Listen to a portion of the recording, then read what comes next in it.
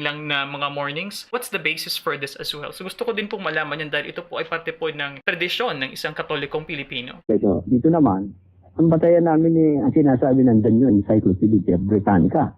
Pakinggan ninyo nakasulat dito. In the Roman world, is Saturnalia, yung binanggit mo kanina. December 17 was a time of merrymaking and exchange of gifts.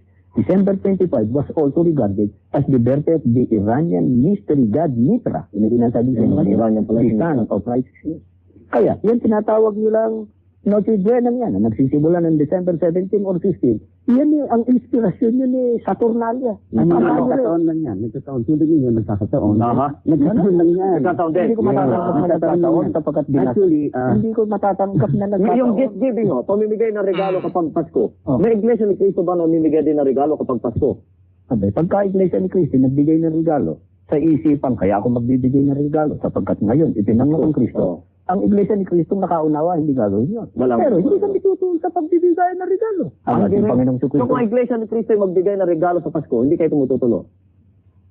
Tatanungin natin yung tao. Bakit ka nagbigay ng regalo? Kaya ka ba nagbigay ng regalo sapagkat naniniwala kang ngayon ipinanganak ang Kristo? Pagka sinabi niya ko, mali, hindwa ang pananampalataya. Pwede rin mo kayo tumanggap ng regalo kapag Pasko naman. Kung tumanggap man kami, dahil sa isa nga, kinikilala namin ang kagandahang loob ng nagbigay. Hindi sapagkat yun ang hindi sa diwang. Pero hindi ba makakonsider din yan na pag-participate o pag-partake sa actual na celebration kung ikaw ay tumatanggap din? So medyo tricky yan, dahil po sa lahat po ng doktrina ng Biblia, isang issue po dyan yung pagiging legalistic, tinatawag natin. At pwede nating sabihin nga na hindi ka naman nagpa-participate dahil kinikilala mo lang yung kabutiang loob ng pagbigay sa'yo sa araw ng Pasko. But on the other hand, it could also be understood as you participating in an actual event, di ba po? So gusto ko pong malaman ano pong opinion po ng mga Iglesia ni Cristo patungkol po dito.